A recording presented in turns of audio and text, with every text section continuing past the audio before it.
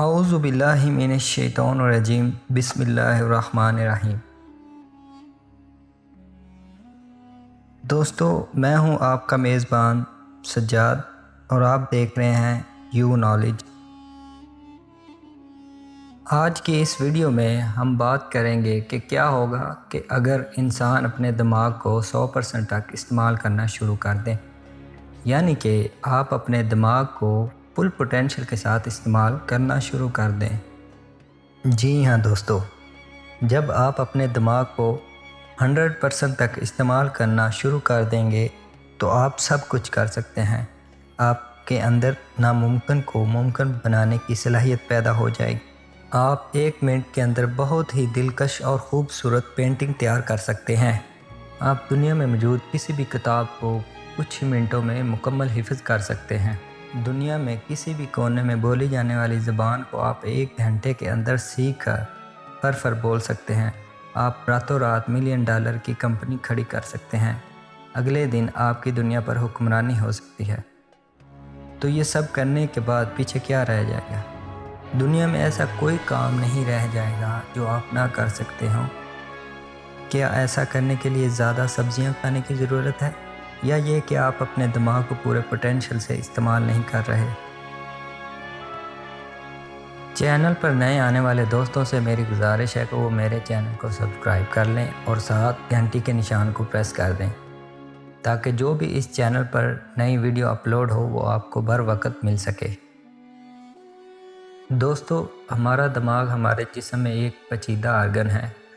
اس کے اوپر صدیوں سے ریسرچ کی جا رہی ہے اور ابھی تک اس کے اوپر سائنسدان تحقیق کر رہے ہیں تاکہ انسانی ذہانت کو سمجھنے میں مزید ثبوت مل سکے۔ دوستو، کچھ لوگ کہتے ہیں کہ ذہانت کے لیے دماغ کا بڑا ہونا ضروری ہے۔ تو میرا آپ سے سوال ہے، کیا آپ کو ذہین بننے کے لیے آپ کے دماغ کو بڑا ہونے کی ضرورت ہے؟ تو جواب اس کا نام ہے۔ اس سوال کا جواب ہم ایک مثال سے ثابت کرنے کی کوشش کرتے ہیں۔ مثال کے طور پر آپ کا دماغ ہے اور ساتھ والا فہیل کا، تو سوچیں دونوں میں کون زیادہ ذہین ہے۔ سوچیں کس کے جسم کو زیادہ پروسیسنگ پاور کی ضرورت ہے۔ انسان کا دماغ فہیل سے چھوٹا ہے کیونکہ انسان کا جسم چھوٹا ہے۔ تاہم اللہ تعالیٰ نے انسانی دماغ کو اس طرح ترتیب دیا ہے کہ اس کی پروسیسنگ پاور فہیل کے دماغ سے کئی گنا زیادہ ہے۔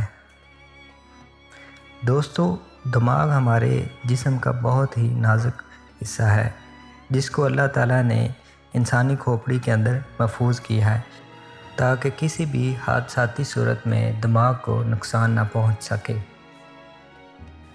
لیکن دوستو، انسان نے اسی چھوٹے دماغ کو استعمال کرتے ہوئے پرانے زمانے سے موجودہ زمانے تک کیا کیا انقلاب برپا کیا ہے، اس کو بتانے کی مجھے ضرورت نہیں۔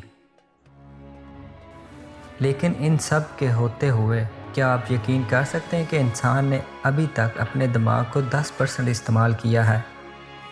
اگر آپ اس کو 100% تک لے جائیں تو کیا ہوگا؟ سوچیں۔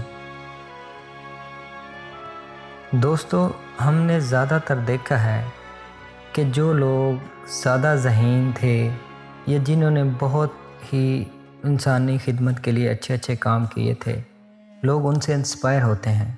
کسی بھی شعبہ میں دیکھ لیں، وہ ٹول بناتے ہیں تاکہ ہماری زندگی آسان ہو جائے۔ وہ معاشرے کو یکجا کرنے میں مدد کرتے ہیں تاکہ وہ ہمیں طاقتور بنا سکیں۔ یہ اچھے کے لیے بھی ہو سکتا ہے یا برے کے لیے بھی۔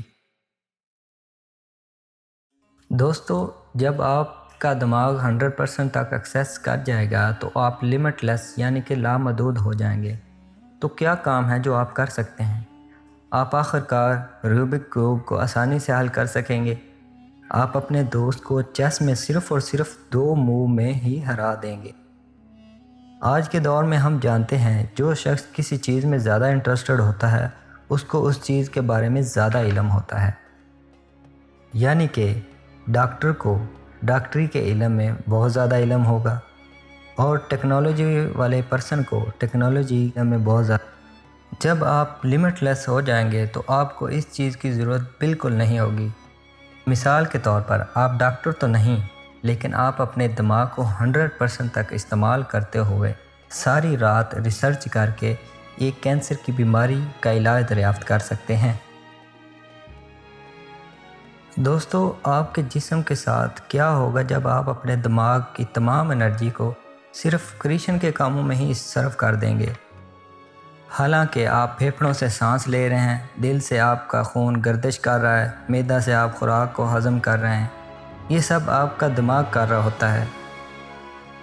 حتیٰ کہ آپ نے 100% تک برین کیپیسٹی کو ایکسیس کیا ہے، لیکن آپ ان تمام جسمانی آرگن کو کنٹرول نہیں کر سکتے، کیونکہ ہم باڈی کے سروائیول میں لمیٹڈ ہیں، یعنی کہ اپنی مرضی سے ان جسمانی آرگن کو کنٹرول نہیں کر سکتے۔